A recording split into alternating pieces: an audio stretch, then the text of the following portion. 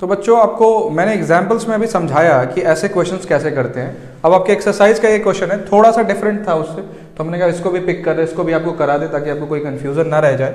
कह रहा है show that any positive odd integer, कोई भी पॉजिटिव ऑड इंटीजर की बात कर रहा है, कोई भी ले लो जो अपने मन से, ठीक है। इज ऑफ द फॉर्म, वो या इस फॉर्म में होगा 6 cube + 1, 6 cube + 3 और 6 cube + 5 where q is the some positive integer.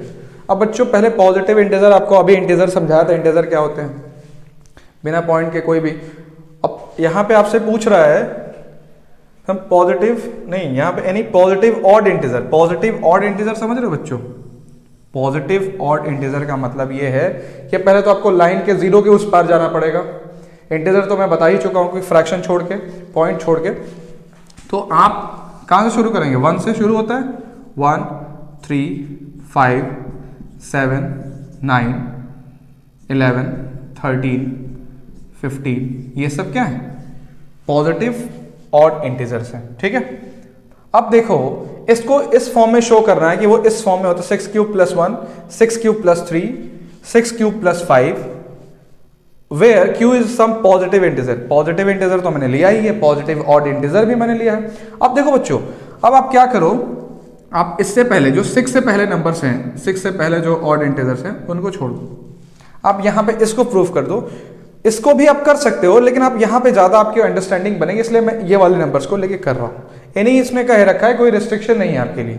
तो आपने 7 को ले लिया, आपने 7 ले लिया और आपने दिखा दिया कि 7 जो होता है 6 × 1 + 1 होता है, 6 × 1 = 6 + 1 7 होता है, जहां पे r की वैल्यू कितनी है 1 है। फिर आपने 9 ले लिया, 9 लिया, ये 6 × 1 6 × 1 = 6 + 3 हो गया, यहाँ पे r की वैल्यू 3 हो गई। फिर आपने ले लिया 11, क्या हो गया 6 × 1 6 × 1 = 6 + 5, यहाँ पे r कितना हो गया आपका 5। अब इससे बड़ा नहीं जाएंगे क्योंकि जैसे ही 11 के बाद आप जाएंगे आप ये अलग नंबर में कन्वर्ट होने लगेगा। फिर यहाँ पे आप यहाँ पे आ जाएंगे, फिर आप यहाँ पे आ जाएंगे। देखो कैसे, बस ये बदल जाएगा। ये क्वोशंट जो आपका अभी तक 1 1 आ रहा था, जैसे मान लो आपने 13 ले लिया, ऐसे ही समझा रहा हूँ, करना तो आपको यहीं पे है क्योंकि उन्होंने पूछा ना कि +1 +3 +5, +1 +3 +5 मैंने कर रखा है आपके लिए। बट आपको मैं 13 में सिखा रहा हूँ कि जैसे आप 13 पे जाओगे 6 2 = 12 +1, ये भी वही आएगा।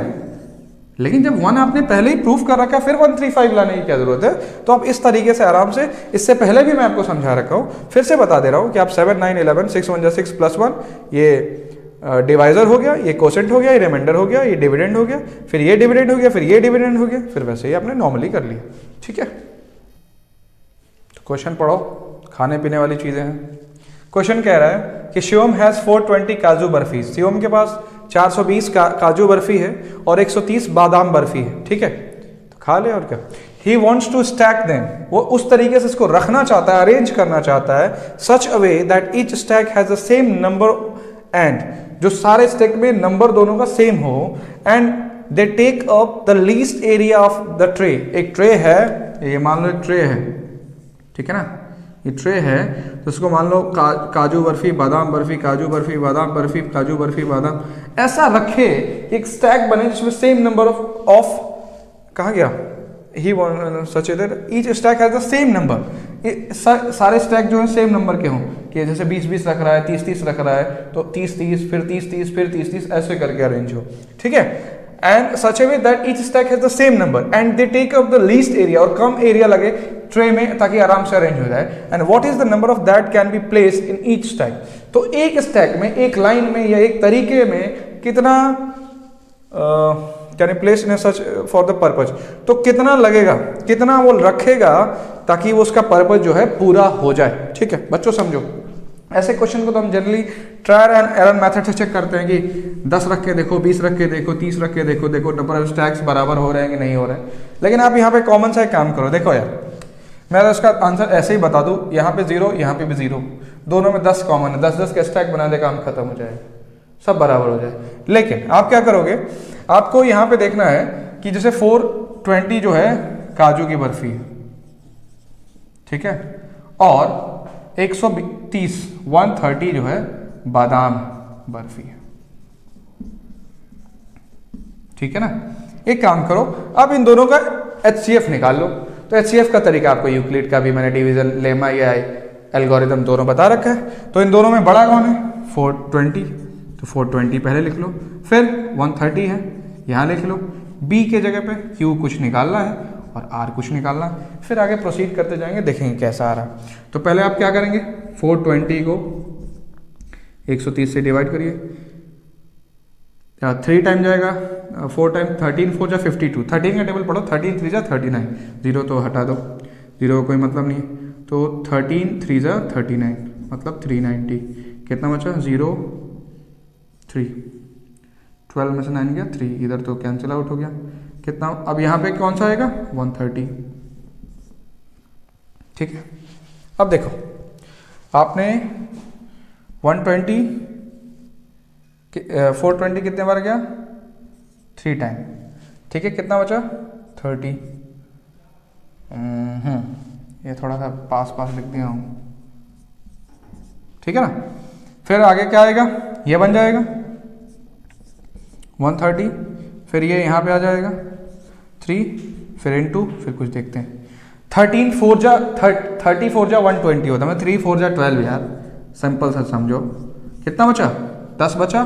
फिर अब क्या करेंगे, इस 30 को 10 से डिवाइड कर दो, तो 10 3 जा 30, आंसर 0 तक पहुंचना चाहिए, वही हमारा आ गया 10। मैं बोल रहा था शुरू में ही आपको।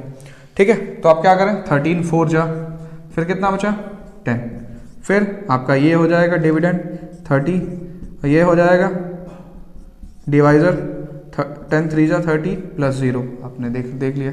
तो ये आपका आंसर है 10। वो 10 का स्टैक रखेगा ताकि लीस्ट एरिया भी कवर करेगा और आराम से अरेंज भी हो जाएगा, उसका पर्पज भी फुलफिल हो जाएगा। स्क्रीनशॉट ले लो। ओके, तो बच्चों हम लोग प्राइम फैक्टराइजेशन मेथड पढ़ते हैं। प्राइम फैक्टराइजेशन मेथड से कैसे एलसीएम और एचसीएफ निकालते हैं वो देखते हैं। चलो, प्राइम फैक्टराइजेशन मेथड। तो बच्चों पहले तो आपको प्राइम नंबर्स की जानकारी होनी चाहिए, नहीं भी होगी तो कोई दिक्कत नहीं, बताता हूँ। प्राइम फैक्टराइजेशन मेथड, ठीक है।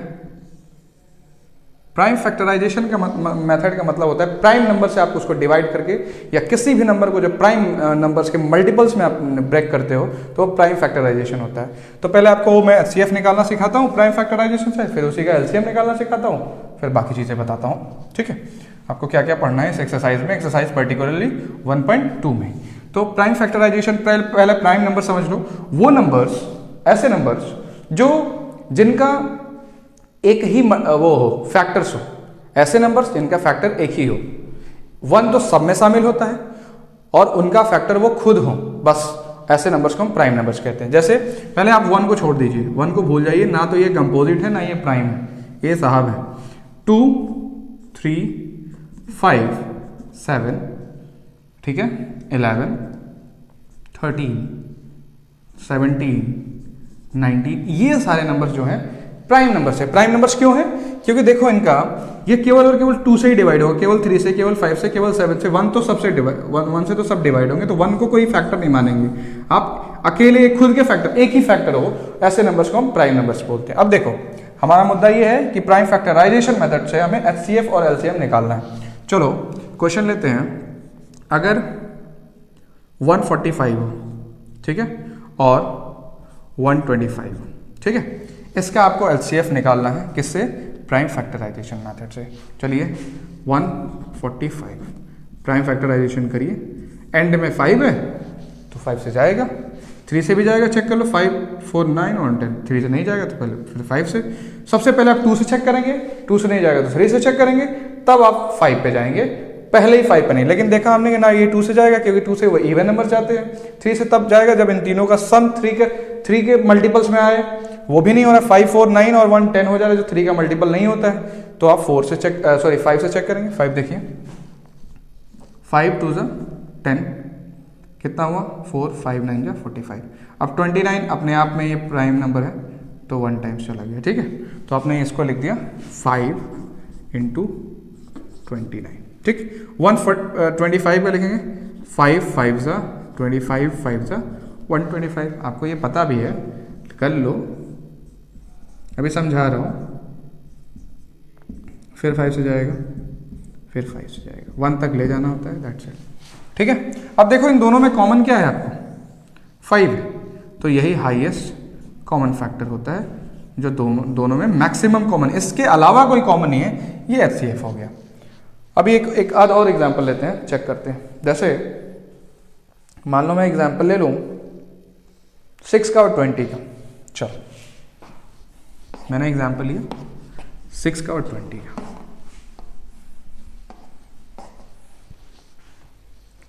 6 का और 20 का। 6 का आप प्राइम फैक्टर निकालिए, तो मतलब ऐसे ही तो पता है, 2 इंटू 3 6। 20 का क्या हो जाएगा, 2 2 ज़ा 4 5 ज़ा 20।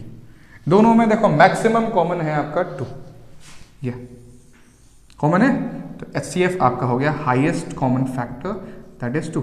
अब LCM इसी का निकाल रहा हूं, तो बच्चों LCM वो जो कॉमन फैक्टर है उसको एक बार कंसीडर करते हैं और बाकी सारी चीजें। तो 3, यहाँ पे 2 बचा, यहाँ पे 5 बचा, और इसका क्या 2। ठीक है ना, इन दोनों में 2 दोनों में है लेकिन एक ही बार लिखेंगे। तो 2 2 ज़ा 4 3 ज़ा 12 5 ज़ा 60, इसका LCM क्या हो गया, 60 हो गया। ठीक है, कैसा निकाला आपने, प्राइम फैक्टराइजेशन से। तो ध्यान से देखो ये क्या प्राइम नंबर्स हैं, देखो ना, ये इसका भी प्राइम नंबर है, 2 भी प्राइम नंबर है, 3 भी प्राइम नंबर है, 5 भी प्राइम नंबर है। तो इसी मेथड को हम प्राइम फैक्टराइजेशन मेथड करते हैं, बड़े बड़े नंबर्स का हम प्राइम फैक्टराइजेशन करते हैं। जैसे एक और क्वेश्चन लेते हैं, चलो जैसे आप 96 और 404 ले लो, 96 और 404 ले लो। चलो फटाफट देखते हैं, एग्जाम्पल का ही क्वेश्चन है, करते चलते। नाम ने ले लिया पहले 96 और ले लिया 404। देखो एंड में 6 है, एंड में 4 है, 2 से जाएगा दोनों, तो इधर आप 96 को पहले प्राइम फैक्टराइजेशन करते चले चलो। 2 से 2 4 जा 8, 2 8 जा 16, फिर 2 से जाएगा, 2 2 जा 4, 2 4 जा 8, फिर 2 से 12, 2 से 6, 2 से 3, 3 से 1। देखो ध्यान से, 2 भी प्राइम है, 3 भी प्राइम है, तो इसी को प्राइम फैक्टराइजेशन इसीलिए बोलते हैं। 2 into 2 into 2 into 2 into 2 into 3, 1 2 3 4 5, 5 बार मैंने 2 लिखा, 1 2 3 4 5। ठीक है, अब 404 को करते हैं 2 से, 2 2 ज़ा, फिर 0, फिर 2 2 ज़ा, फिर 2 से जाएगा, 2 1 ज़ा, फिर 2 1 ज़ा। अब 101 किसे से जाता है, 2 से नहीं, 101 तो प्राइम नंबर हो गया, ये भी तो किसी से नहीं जाता, नहीं। ठीक है, तो 101, तो ये हो गया 2 इंटू 2 इंटू 101। अब देखो मैक्सिमम कॉमन क्या है दोनों में, क्या है 4। आप इसको ऐसे भी लिख सकते हो, इसको आप 2 टू द पावर 5 इंटू 3 भी लिख सकते हो, क्योंकि एक ही 2 जो है 5 बार है, तो 2 टू द पावर आपने 5 लिख दिया। जैसे मान लो 16 हो, 16 का prime factor 2 into 2 into 2 into 2, तो इसको आप क्या लिख सकते हो, 2 की पावर 4।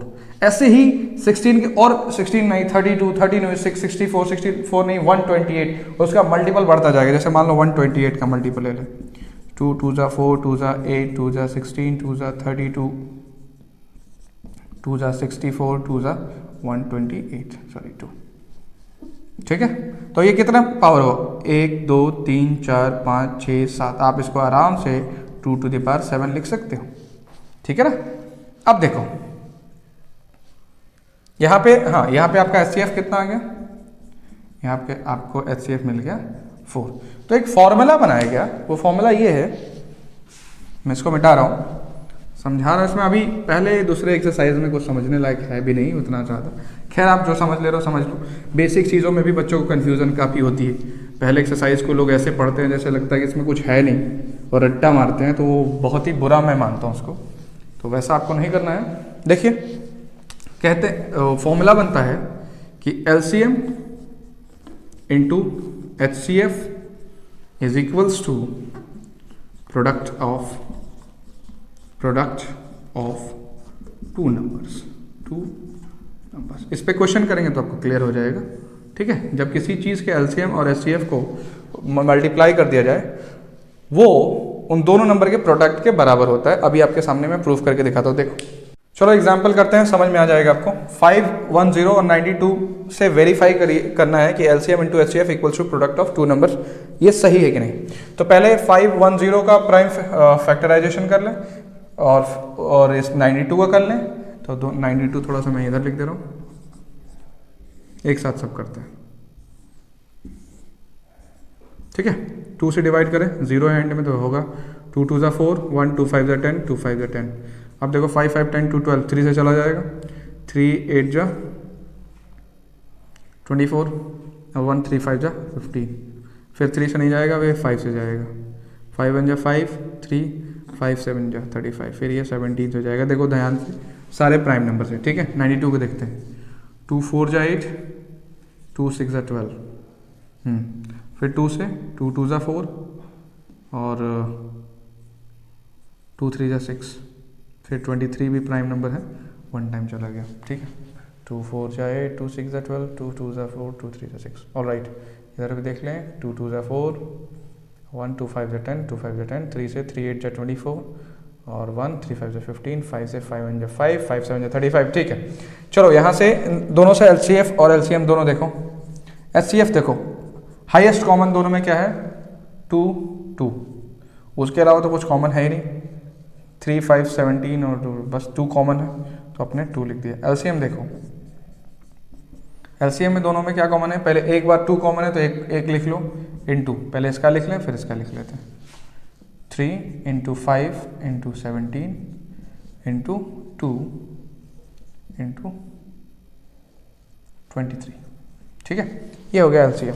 अब मल्टीप्लाई करते हैं, तो अब थोड़ा सा इजी करने के लिए देखते हैं। 2 2 = 4, 3 = 12, 5 = 60, 60 × 17 × 23, 16 × 17 × 23, इससे इसमें कर लेते हैं 0, 6 3 = 18, 6 2 = 12 और 1 13। अब 17 का टेबल आपको पता ही है, इससे निकल आएगा।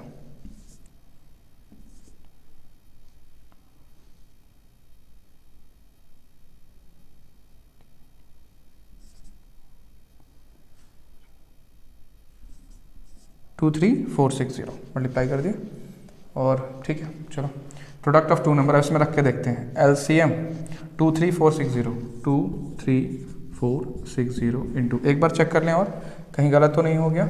इन दोनों में से 2 हो गया, ठीक है। 3 5 17, 3 5 17, ठीक है। 2 और 23, चलो 2 2 = 4, 4 3 = 12, 5 = 60, 60 × 17 × 23, ठीक है। फिर 7, इसमें क्या 6 3 = 18, 6 2 = 12 और 1 13, 0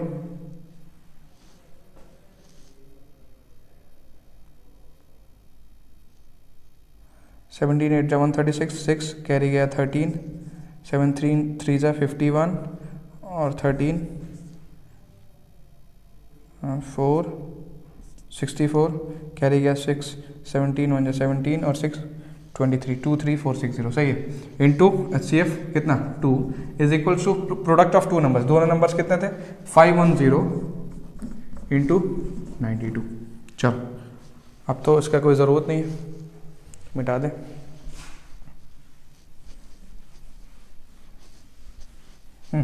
मल्टीप्लाई करके चेक करते हैं। 2 0 = 0, 2 6 = 12, 2 4 = 8 और 9, 2 3 = 6, 2 2 = 4। इधर भी इतना ही आना चाहिए, करके देखते हैं। तो 92 में 51 से करो, 0 बाद में लगा दो। 2 9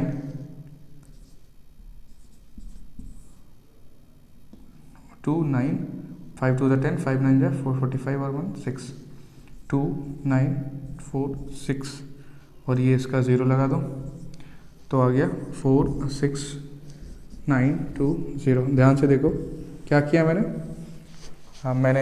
510 का प्राइम फैक्टराइजेशन से और 92 का प्राइम फैक्टराइजेशन से एलसीएफ और एचसीएफ निकाला। दोनों का प्रोडक्ट दोनों नंबर्स के प्रोडक्ट के बराबर होगा। यार ये कॉमन सेंस की बात है, क्यों हो रहा है ये भी बता दो क्या। देखो कैसे हो रहा है ये बता दो। छोटा नंबर छोटा लो, जैसे मान लो 6 का लो और 9 का लो, ठीक है। तो 2 3 = 6 हो गया और 9 में कितना हो गया 3 × 3। ध्यान से देखोगे तो समझ में आ जाएगा। दोनों में 3 कॉमन है ना, तो एचसीएफ आपका कितना आ गया 3 आ गया। एलसीएम कितना हो गया एलसीएम कितना आ गया, दोनों में 3 कॉमन है तो एक 3 इंटू 2 इंटू 3। यार एक चीज देखो, आपने एक नंबर को एचसीएफ में लिख ही लिया, जो बचा कुचा जो इसी का एक पेयर था उसको भी आप एलसीएम में लिख, क्योंकि एक बार आप लिख ही रहे हो।